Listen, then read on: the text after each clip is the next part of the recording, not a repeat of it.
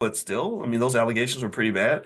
And Cosby probably, I'm gonna guess he's probably over time gonna give away at least 400 or 500 million, maybe $500 million away due to the inability to control that one area of his life, right? And I think that's where his flaw. I mean, I guess a lot of people have flaws. I also know, and this is interesting. This kind of fits with that theme that I think for men, that just that sexual thing and the fact that we live in a society that doesn't encourage sexual discipline for men, especially if you have money. Like people really kind of feel like, and I've seen this up close because I was single for many years before I married my wife where people sometimes feel that because you have money, you should just do whatever you want with whoever you want.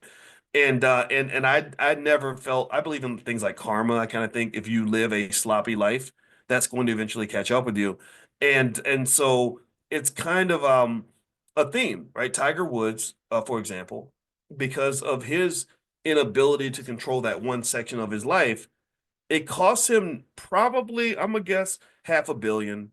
Because I know his wife alone, she got, I think, 250 million. But then there's the women he had to pay off in the lawsuits and all that.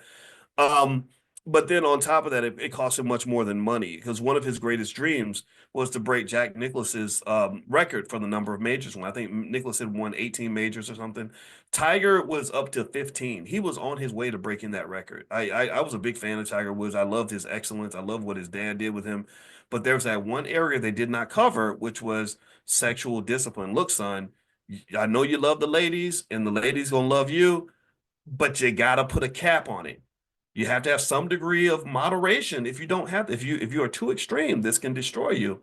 And you saw that what happened with Tiger in 2009 when the little thing happened with the women and it came out. I mean, this man was all over the place. I mean, porn stars and just crazy stuff.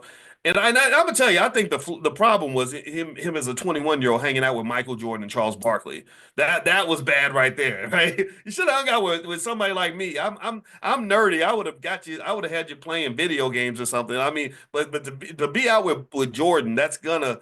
Jordan is a great guy. He's a great athlete for the most part, and I know people that know him. So I'm going to be nice and careful because one of my friends used to be the chairman of the Jordan brand, Larry Miller. He's a great guy, and I don't want to disrespect Jordan, but I kind of feel like Jordan because he was so powerful and he was a leader that he got a lot of young guys in trouble. He mentored them in the wrong way. He had them in bad situations. Even Antoine Walker, who lost all of his wealth, he talks about gambling with Jordan for 24 straight hours and literally spending like money he could not afford.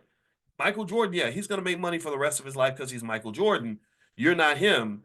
And so you're trying to gamble with him, and that's going to cause a lot of problems. And just as a side note, gambling addictions are going to be massive and problematic and destroy billions in black wealth. I want you to pay attention to how when these companies, the DraftKings and stuff like that, when they're marketing, they're using black men in these ads a lot.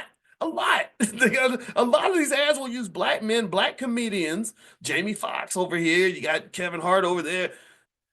They coming to get your money, man. They coming to get your and I want to give I really appreciate the guys at Earn Your Leisure for they called out, I think, Joe Budden, one of the podcasters. They said, stop promoting gambling to black people. I was very impressed by the fact that they said that because that's going to lead to a conflict, a massive conflict. Look, I'm not a person that will ever scold anybody for what they do with their money. I'm not. I've bet on games before. I think I bet on the Super Bowl and I didn't win. And every now and then it's fun. But I'm not really in that target demographic.